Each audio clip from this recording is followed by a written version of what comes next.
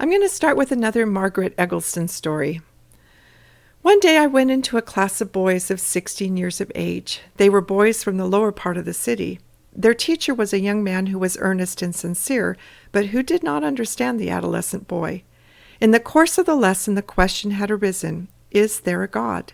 And boy-like, one had asked the teacher, "How do you know?"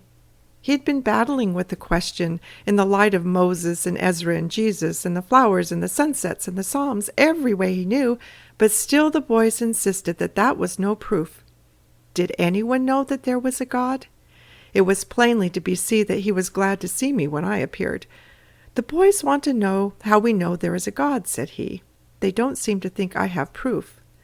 I looked about the group, their faces showing that they thought they had won a victory, and said quietly, "Yes, boys, I know there is a God. But it's closing time. If you'll all be here next Sunday, I will tell you how I know. But I assure you that I do know." On the following Sunday they were all there when I entered the room, and two boys whom I had not seen for a long time were there with them. Knowing they lived in the house with the boy who had asked the question, I was sure why they had come. And this is the story I told them, and the results. Away up in the hills of Maine there is a little lake named after the Indian word for the west wind, Keewaydin, and on the lake, in a dear little tent of 3 rooms, I had lived for 4 summers.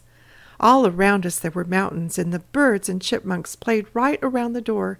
It might be very hot in the city, but at night the little breezes played about the waters of the lake and cooled the tent so that we could sleep. The woods were full of flowers, and berries were plentiful on the hills. One could hardly find a more beautiful place to live. But this summer we were not very happy, for in the springtime the father of our little family had been taken very ill, and the doctors had ordered me to take the little girl of 7 and the sick father and go to camp for months where all was quiet.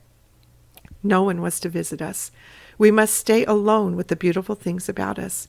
So there we were, just the 3 of us, with strength gradually coming to the sick one. But there came a dreadful day when a worse sickness came, and we were so worried. In the morning the doctor came from the town nearly 20 miles away, shook his head, left some medicine, and went away. But the day went much better than we had expected, and at night we were all asleep when there came a sound at the tent door, and I found the doctor there. Calling me to one side, he told me that the analysis had found poison all through the system of the sick one, and that the medicine which he had left was not the best, that he had come with all speed when he had found the poison. A little while the doctor stayed, but he had other very sick patients and had to go. He could leave me no word as to what the morning might find. The patient might be alive, but he might go in a flash. I must give him the medicine every 15 minutes during the night and hope for the best. No neighbors could be called, though they would gladly have come had they known. He must be absolutely quiet and have no worry. And so I stood at the door of the tent and watched the little light disappear through the trees to the road. And then I was alone with the little girl and the one who was fighting death and the darkness. How should I spend the time? I would write to his mother, but when I tried, my hand shook so that I could not hold the pen. I would read, but it was too dark, I could not see. The whole night was before me. The whippoorwill and the owl were both behind in the trees, and the frogs were making noises in the swamps. The stillness was so oppressive, and for the first time in my life I began to be afraid. After about 2 hours had gone by, and I had given the medicine over and over, I walked to the flap of the tent before me. Just at the front of the tent was the lake, so still in the moonlight, and beyond a fine mountain rearing its peak to the sky. To steady myself, I had to hold to the tent pole with both my hands, but the breeze was comforting. Something was there, if it was only a breeze. Suddenly there came into my heart a message, the same one that came into the heart life of the psalmist. I will lift up mine eyes unto the hills, from whence cometh my help. My help cometh from the Lord, who made heaven and earth.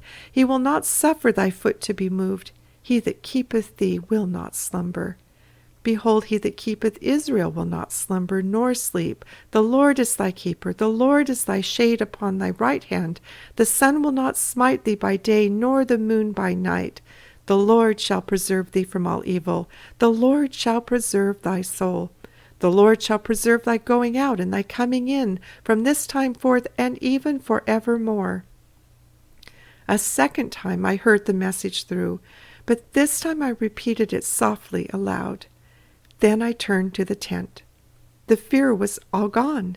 The weakness was all gone, and I was ready to face the hard thing with God. But God had spoken to me, and I knew that though the night was hard and lonely, yet God was right there. He that keepeth thee will not slumber. I knew there was a God. The night passed. The letters were written, the dawn broke red over the sky, and the death angel had passed by for the time.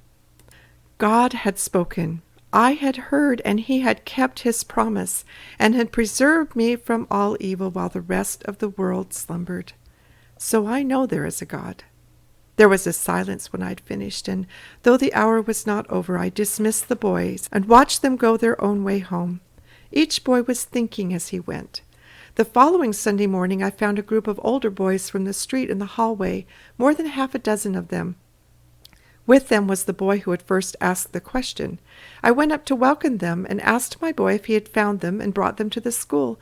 "Oh, no," he answered. "They go to all sorts of churches, but they all live around here." I told them your story, and they said they would like to see a woman who really knew there was a God. And so I knew you would like to see them, because they were the boys who wanted to know, so I brought them. Now, boys, you see, I told you the truth. It was a real story. A little while we talked, and I invited them to come whenever they felt like it, for we wanted to be friends with the boys in the neighborhood.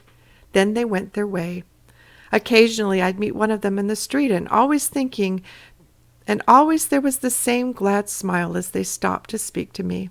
Always I knew what they were thinking of, and always it reminded me of the statement made to me by my old professor. Boys long to feel God, to know God, and to love God. But the trouble is, they do not like the God we have chosen to show them. Some day we will show the boys' ideal of God, and then we shall win them, for we shall tell them the stories that show that kind of God. They are waiting for that person, and how gladly they will follow some day. Under the White Cross in France, the little newsboy who came with that little group on that Sunday is sleeping. Often I've wondered if God was there on that battlefield to help him as he helped me. I only hope he too heard the voice and said, "The Lord is thy keeper." To the skeptics who may hear that story, they may still dismiss it and say, "That's no proof. That's just a feeling." They will still demand evidence that they can see with their eyes and handle in their hands and measure with their measuring tools. Yet, for those who have felt the Spirit of God, they know of its existence. They need no further proof. It's real and tangible. The skeptic who needs proof of unseen powers needs merely to place his hands on the wire of a hot electric fence. The energy that shocks his body will never be seen with his eyes. He will never be able to catch hold of it, but I dare him to deny its existence. We cannot see an electrical current, but we can see the current lighting up light bulbs in our computer screens or flashing in a bolt of lightning. We can't see the wind either, yet we know it's there because we see it rustling the leaves of a tree or feel it blowing against our faces. We cannot see the Spirit of God, but we can see it manifest in the lives of those who feel it and learn from them about its operations until we experience it for ourselves. Our world today seeks to completely secularize education, to separate it from any spiritual connection.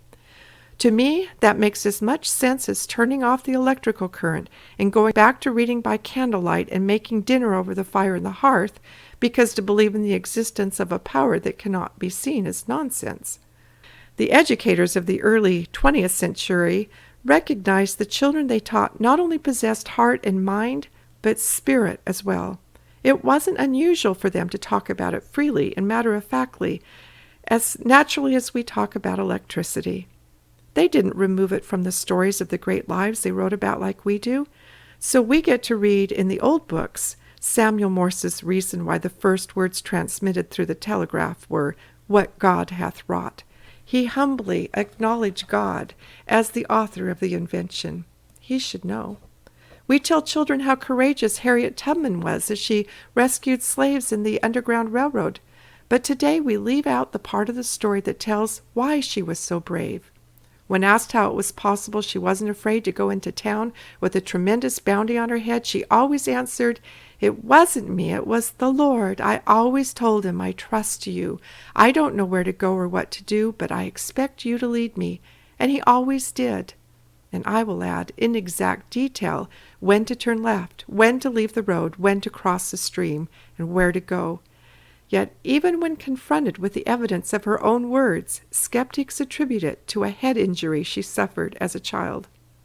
Julia Ward Howe didn't struggle over the immortal words of the Battle Hymn of the Republic. After having her heart deeply touched by spending a day out on the Civil War battlefield, she rose in the middle of the night to write down the words as if by dictation. Uncle Tom's Cabins, Harriet Beecher Stowe, said her book was given to her as a vision in response to a heartfelt prayer to be able to do something to help the plight of the slave. Columbus, though trained as a sailor and a navigator, wrote, "It was the Lord who put into my mind. I could feel his hand upon me. The fact that it would be possible to sail from here to the Indies. There is no question that the inspiration was from the Holy Spirit, because he comforted me with rays of marvelous illumination. For the execution of the journey to the Indies, I did not make use of intelligence, mathematics, or maps. It is simply the fulfillment of what Isaiah had prophesied." Even the great Michelangelo declared, "My unassisted heart is barren clay. That of its native self can nothing feel. Of good and pious works thou art the seed, that quickens only where thou sayest it may. Unless thou show to us thine own true way, no man can find it. Father, thou must lead.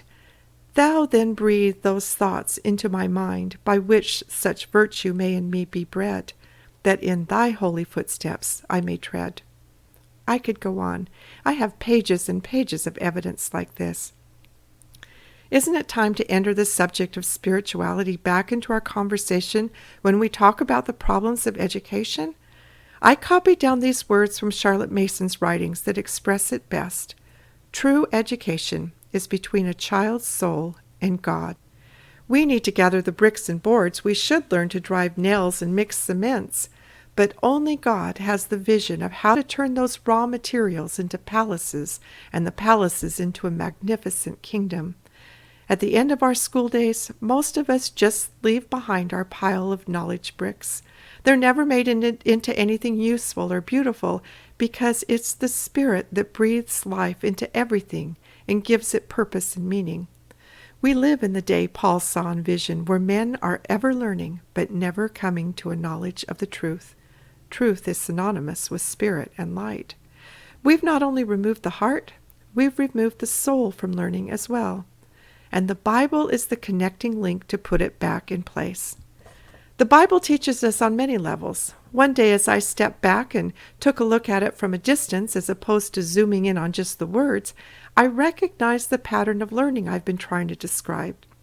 I noticed that both the Old and the New Testaments are front-end loaded with stories to warm and open the heart. The familiar stories we tell most often are found either in the book of Genesis or in the four Gospels. They're teachings for the heart. The next sections in both Old and New present laws, rules, doctrines, principles, and teachings for the mind. Whether we're talking about art, music, grammar, nature, or happiness, we see rules that must be followed or it all falls apart. Children 100 years ago were taught our liberty was in law. Today, our children gleefully sing, "No right or wrong, no rules for me, I'm free, let it go, let it go." And the disintegration is setting in. The books of the Old and New Testaments that are probably least read are at the end. These back-end books often leave us scratching our heads, and yet they provide the final piece in this pattern of learning. The meaning of these books is completely hidden to the literal and factual mind.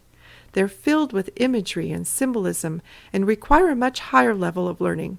To the mind and heart that are prepared to study them, they reveal multifaceted layers of meaning that are rich and satisfying. To gain any kind of understanding requires much preparatory study and experience, but even then, much of the meaning remains hidden. Its true meaning requires that spirit which giveth understanding that Job talked about. The truth of it can only be revealed spirit to spirit, which is the sole part of learning I'm now going to attempt to describe. The artists that relearn the secrets and rules the master artist knew, the musicians that relearn the secrets of the master musicians, and the writers who relearn the secrets of literary devices and beautiful language will still be powerless to move the human heart without the spark of spirit lighting up their work. As I mentioned in the opening talk, our job is to prepare our children's hearts to be inspired. Everything we do is preparatory for this final phase of learning. The knowledge we help our children gain is of little use without the spirit which gives it life, usefulness, and purpose. We saw the transformation of our world when, after nearly 6,000 years of it being undetected, man finally discovered electricity. It was always there, we just didn't know it or know how to use it. Imagine the giant leap forward of mankind if we now harness the power of spiritual light and quit walking around in darkness while the noonday sun is shining. We need help navigating through this explosion of knowledge that has hit our world. Let me try and offer a little perspective.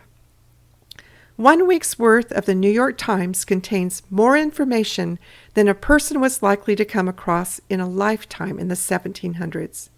It's estimated that there will be 40 exabytes, or 4 times 10 to the 19th power of unique information generated worldwide this year. That's more than the previous 5,000 years in just 1 year. I can't even begin to wrap my mind around that number.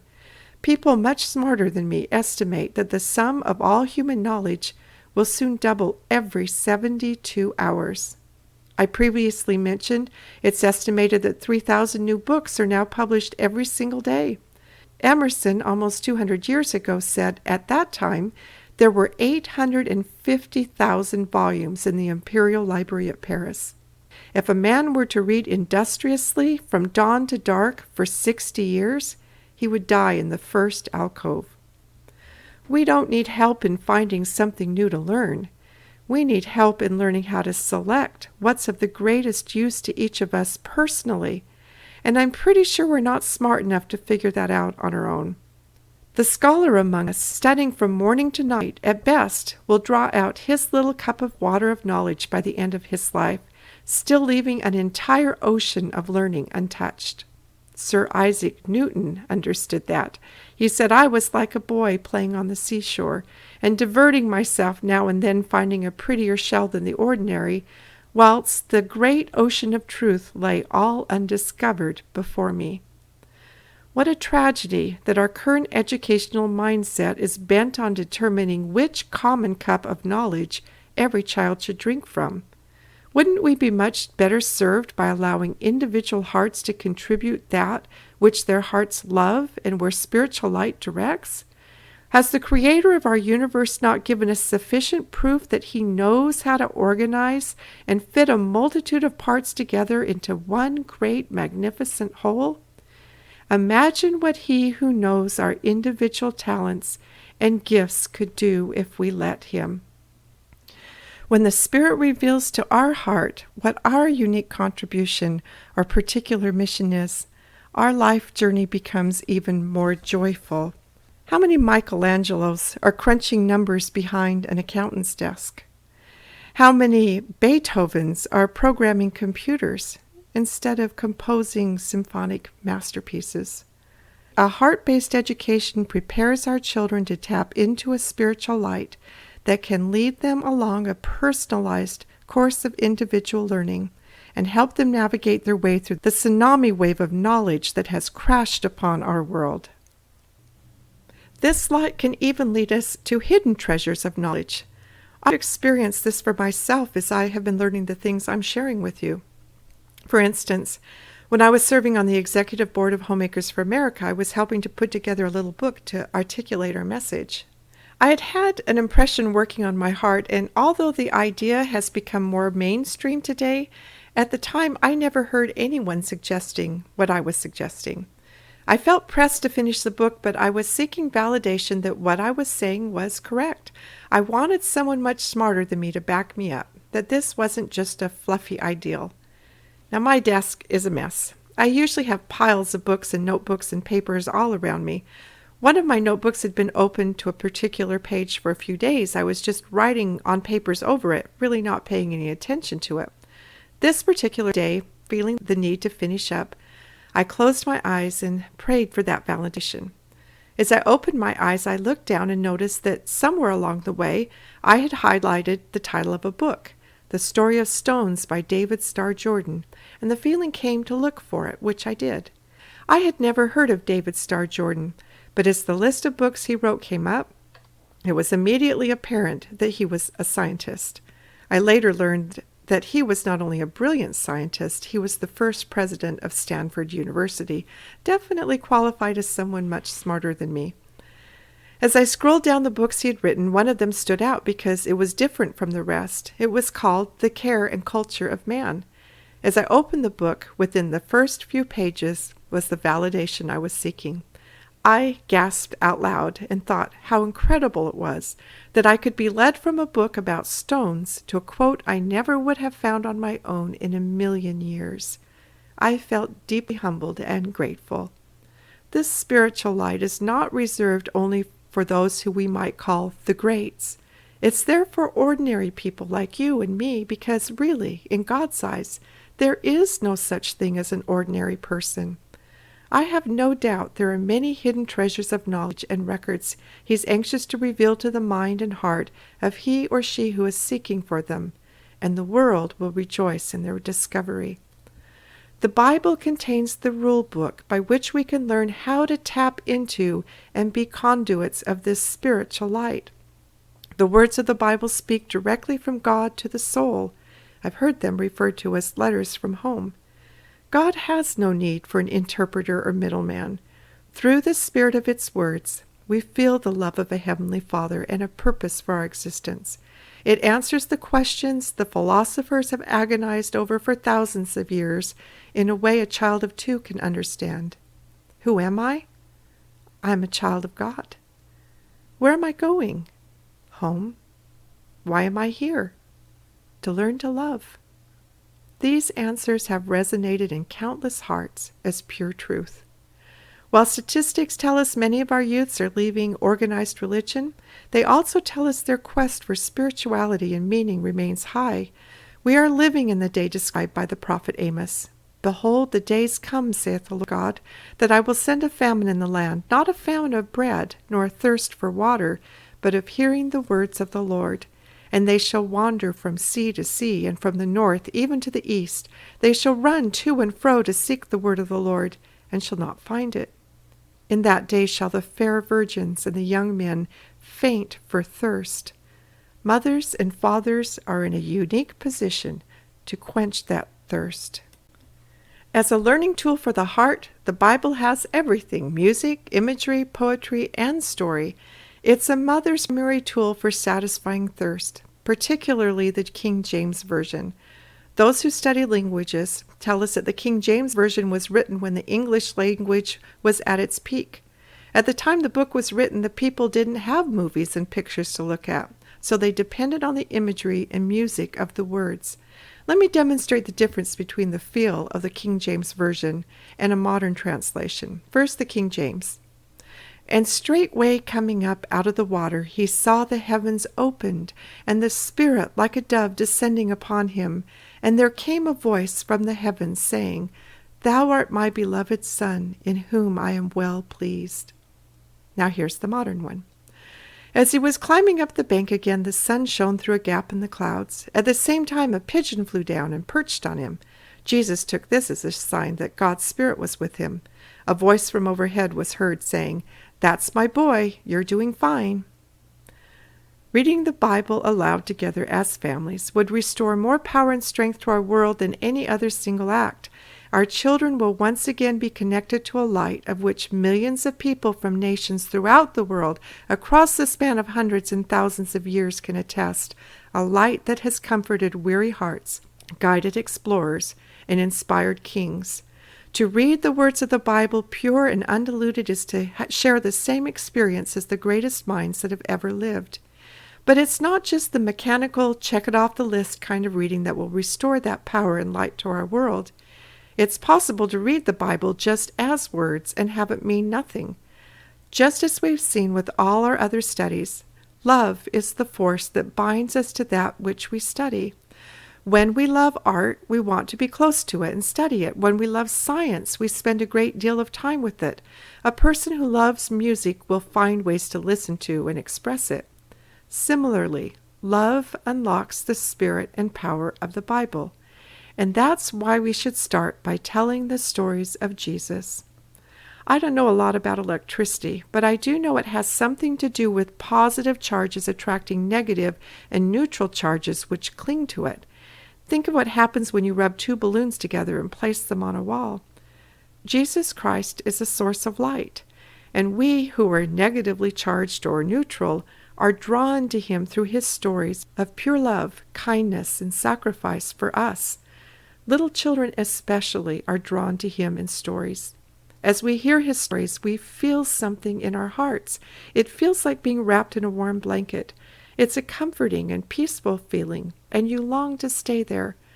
Although I would start familiarizing little children with the language of the King James Version of the Bible from infancy, as soon as they understand stories, I would start telling them the stories of Jesus, not showing them the cartoon Jesus we often show them, but telling the stories so that their own hearts create the visual image. In that way, he becomes real. Little children love Jesus. The Bible then becomes a welcome rule book, teaching us how to keep that light flowing that we're feeling. Spiritual power comes not just from knowing, but doing, experimenting with and applying the rules as they are learned. As I zoom out again and try to further take in the pattern of learning I see in the Bible, I learned something else. The Old Testament is the study of a people who are given a long list of rules to follow, but they don't first have an object of love. The rules are detailed and exact, how many steps they can take on the Sabbath, what they can and can't eat, and how and when that food must be prepared, and so forth. The bulk of the Old Testament gives us a case study of a people who struggle to live those rules without first a base of love. When they do follow the rules, they prosper. God protects them from their enemies in miraculous ways, but in the end, they just can't manage to live all those rules, and they fall apart. Their society disintegrates to the point that those who aren't killed outright are scattered or carried off to Babylon in captivity. Now, Jesus Christ comes to the earth. He says those laws have served their purpose. He now gives a new law encompassed in one word, love. First God and then each other. And then he not only tells us what love looks like, he shows us. We see him loving his enemies and doing good to those who despitefully use him. We see him doing alms in secret, of laying up treasures in heaven rather than on earth where moth and dust doth corrupt. He is meek. He is merciful. He is a peacemaker. He forgives. He lets his light shine. He teaches us no greater love than this, that a man should lay down his life for his friend. Be as a little child, he says, for little children's hearts understand these things. They feel them. And once their hearts are drawn to him, the rules become the means of keeping that light flowing. The New Testament doesn't give a lot of case studies for us to see this new law adapted. We're given just one, the Apostle Paul. Paul was a Jew raised as a Roman citizen. Tarsus, his boyhood home, was the seat of all learning. He was classically trained. He learned to reason, yet reason alone failed him as he willingly stood by and watched an innocent man, Stephen, a man without guile and a pillar of his community, be stoned to death. It was on the road to Damascus that his heart, breathing out threatenings and slaughter against the disciples of the Lord, came in contact with the light. And everything for him changed instantly. Later he wrote, "Who shall separate us from the love of Christ? Shall tribulation or distress or persecution or famine or nakedness or peril or sword? Thrice was I beaten with rods. Once was I stoned. Thrice I suffered shipwreck. A night and a day I have been in the deep. In journeyings often, in perils of water, in perils of robbers, in perils by mine own countrymen, in perils by the heathen, in perils in the city, in perils in the wilderness, in perils in the sea, in perils among false brethren, in weariness and painfulness, in watchings often, in hunger and thirst, in fastings often, in cold and nakedness.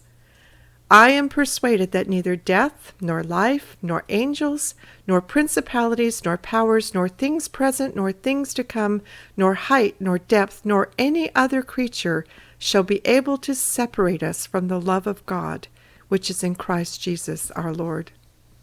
A third of the writings of the New Testament are written by Paul as he shares the rules for abiding in this love. You might say the Old Testament is about living the letter of the law. The New Testament is about living the spirit of the law.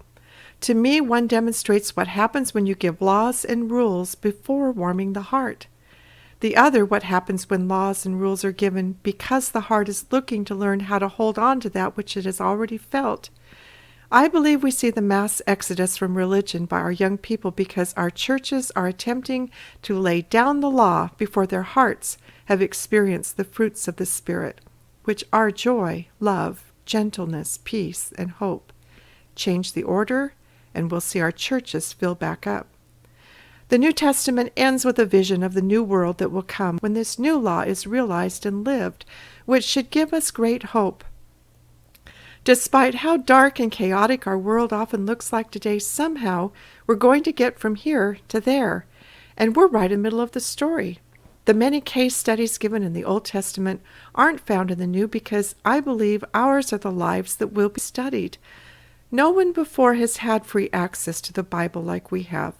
For hundreds of years, the Bible and its connection with spiritual light was hidden in monasteries and away from the common man. It's not coincidence that we call those years the Dark Ages. Church services were given in Latin, and the Bible's teachings were interpreted through priests. The people were not allowed direct contact with the light of the Bible. The first book printed on Gutenberg's press in 1456 was a Bible. Within 100 years, William Tyndale, with the fire burning in his bones, translated the Bible into a language that the poorest of the poor could understand. He was thanked by being burned at the stake. But it was too late. The light was released, and those who tasted it were as unwilling to part with it as we would be to turn off the power grid. Hundreds of thousands followed Tyndale as martyrs. They would rather die than give up their Bible. The enemies of the Bible are still the ones who crave the power to rule over the lives of people and who understand that where the Spirit of the Lord is, there is liberty. Those who live by the Spirit allow no man to rule over them. Tyrants hate that. Sadly, today, the average home has 3 copies of the Bible, but it's rarely opened. The word that is the lamp unto our feet and the light to our path goes unnoticed. But we can change that. The Bible belongs to all of us, Methodist and Baptist, Mormon and Presbyterian, Catholic and Lutheran. It's the one book capable of uniting us as a people because no one group can claim ownership of it. Its marvel is that it is not the work of one man, but a collection of writings over hundreds of years from prophets, herdsmen, kings, physicians, tax collectors, and fishermen, all being acted upon by the same sublime Spirit of truth and delivering the same hopeful message that life has purpose and meaning, and there is a guiding power. We're not left alone to muddle our way through. Its universal message of the fatherhood of God and the brotherhood of man touches the hearts of the poor and the rich, the scholar and the unlearned, those in captivity and those who are free. Its wisdom is valued by the Hindu, the Muslim, and even the atheist. It needs no commentary to be understood. It offers ideas so simple a little child can grasp them, and yet scholars can spend a lifetime attempting to uncover the depth of their meaning. One simple phrase from its pages, on many occasions, has changed the course of a life, and even the course of nations. The most deeply moving music that has ever been composed, the most inspiring art that has ever been painted, and the most exquisite words that have ever been written have found their inspiration in the Bible. As Lincoln exclaimed, "The the Bible is simply the greatest gift God has given to mankind. No heart can be well educated without it.